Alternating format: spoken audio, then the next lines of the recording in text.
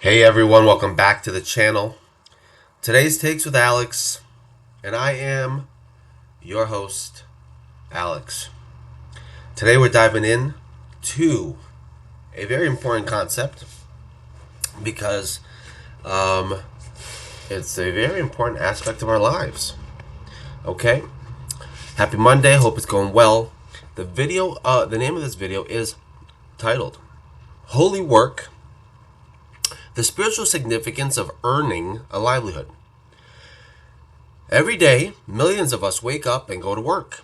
We labor, create, serve, and strive to earn a livelihood. For some, it feels like drudgery. For others, a source of purpose or stress. Yet the Torah and Hasidic teachings reveal that earning a livelihood is far more than a practical necessity. It is a sacred spiritual path. Today we explore the profound spiritual significance of earning a livelihood. This wisdom is universal for every person who works, builds, creates, or contributes. Rooted in the eternal truths of Torah and illuminated by the inner fire of Chassidus, we'll discover how your daily work can become a holy act of elevation, trust, and partnership with the Creator. The Torah introduces work from the very beginning. After creation, God placed Adam in the garden to work it and to guard it. Work was not a curse, but part of humanity's original dignity, a way to partner with the divine in perfecting the world. Throughout the Torah, we see our ancestors engaged in honest labor. Abraham was a shepherd and host. Jacob worked diligently for decades. Joseph rose through skillful and faithful management. The Torah commands honest weights and measures, timely payment of wages, and forbids oppression in the workplace. These laws show that how we earn our living directly affects the holiness of our soul.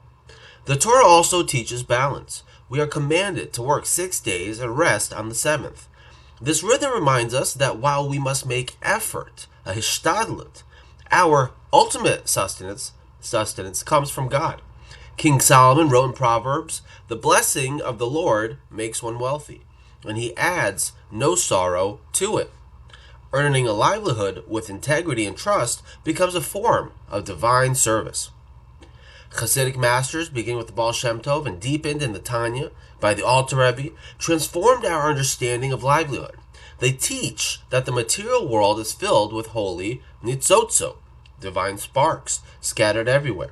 When we work with honesty, focus, and the right intention, we elevate those sparks back to their source. Your workplace, whether office, classroom, shop, studio, or field, becomes a sanctuary where you refine the material and draw down blessing. Even seemingly mundane tasks contain spiritual potential. The way you serve a customer, solve a problem, create value, or support your family can become an act of avoda, part of your divine service, meaning that is your whatever it is, right? If you're utilizing your skills, your talents, right? If you happen to be good at it, that's one indicator that you are. If it's part of, if it's something that you did, then that experience might have been uniquely what's the word? It's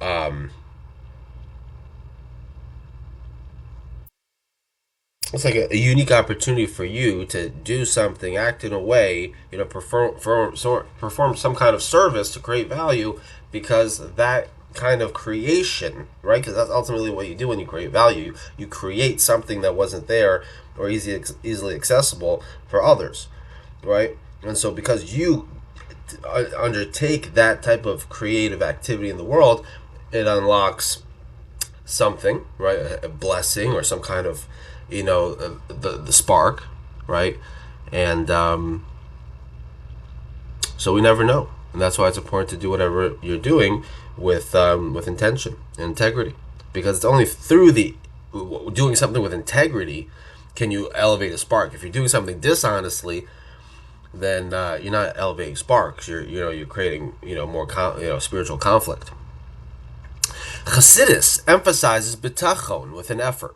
We must work diligently, yet trust that God is the true provider. Anxiety and dishonesty block the flow of sustenance, while faith, joy, and integrity open wide channels of blessing. Many Hasidic stories tell of simple workers and merchants whose pure intentions and honest labor drew open miracles.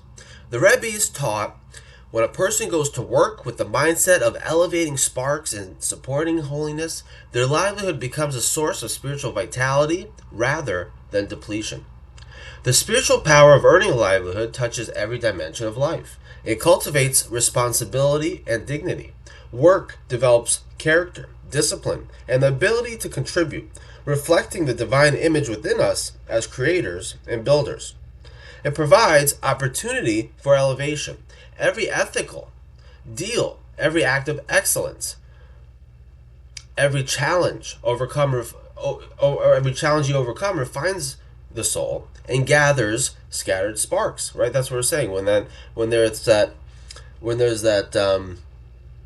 effort put into it, right? And so if it's difficult, whatever it is, but you can almost have faith that if it's part of your path, like this is the job you're doing today, this week, this month, this year, well then like this is something that needs to be churned out. Okay. It teaches trust and surrender. Balancing diligent effort with deep faith trains us to rely on the Creator while doing our part, a profound spiritual dance. It supports holiness in the world. Because if God wanted to elevate the sparks, he could. If he didn't want there to be sparks in the first place to elevate, then he wouldn't have done it, right? The order of the sequence, right? That's that we've talked about in past videos, is that right? He made these spiritual vessels, right? And that they were not united, right? There's disalignment, and so they shattered, right? And these sparks go everywhere, right? And then comes the story of creation, and then he makes man, right? And he tells man, okay, you're now in charge of this garden. You got to oversee this garden, okay?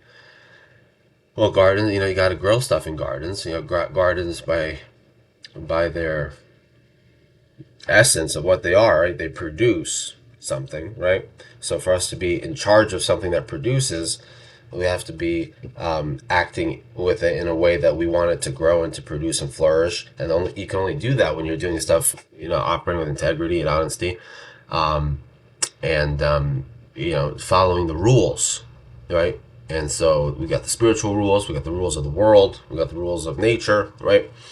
Not working outside that system. Okay. All right. It supports holiness in the world. When we earn honestly and use our resources to sustain family, help others, and give tzedakah, our work becomes a channel for divine light. So there's a concept in the Jewish prayer that and everything, right? It's just a basic metaphor of like a fruit tree, right? You plant a fruit tree. You take the work, you build something that produces more of something for you. So when you build when you go out into the world and you engage in kind of refining and drawing out that spark from your work, right? And you earn as a result of it, and also like you create positive influences in the world, right? You can then later take those earnings or the positive influences and then capture that value, and right, and so that's analogous to giving tzedakah, right? You're creating for further good. Like if you look at everything you do as I'm creating value in terms of spiritual divine good in the world, positive karma, benevolence, then you do your work, which is an act of positivity and benevolence, right? You extract the value from that, i.e. money, and then you go turn around and you do more of it. So it's a constant chain.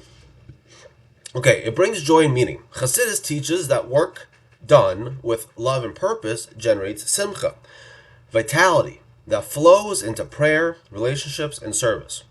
How do we bring this wisdom into our daily reality? 1. Set holy intention. Before starting work, take a quiet moment. Offer a short prayer. May my efforts today elevate sparks and bring blessings for me, for everything I do, for everyone around me, for just drawing down good. Work, and that's another thing. In our prayers and our maybe start infusing general benevolence into everything and everyone.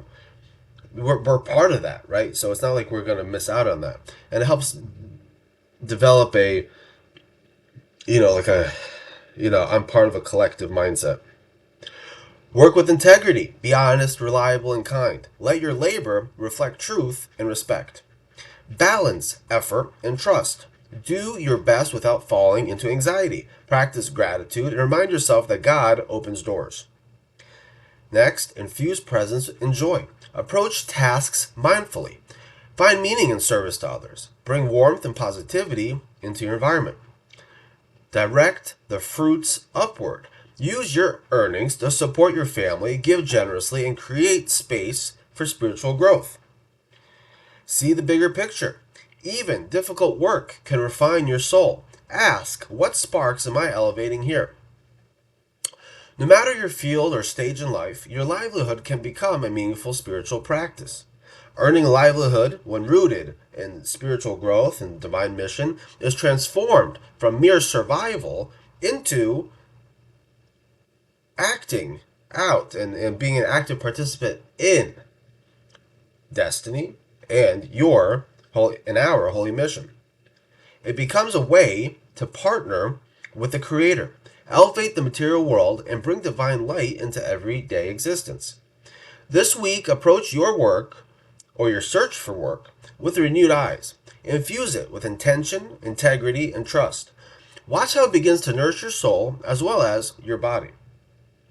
If this message inspired you, share in the comments what spiritual lesson have you learned through your work, or how do you bring holiness into your livelihood? Your experiences can uplift many others. Like this video, if these teachings brought light to your daily grind, a different perspective, hopefully an elevated one, subscribe for more explorations of Torah and Hasidic wisdom applied to real modern life, and turn on the notifications. May your efforts be blessed, your work sanctified, your trust strengthened, and your livelihood flow with divine abundance and joy. Until next time, let's go elevate these sparks through our holy work. Everyone be good, be blessed, be healthy, be safe. Hope you had a good Monday, and I'll see you back tomorrow.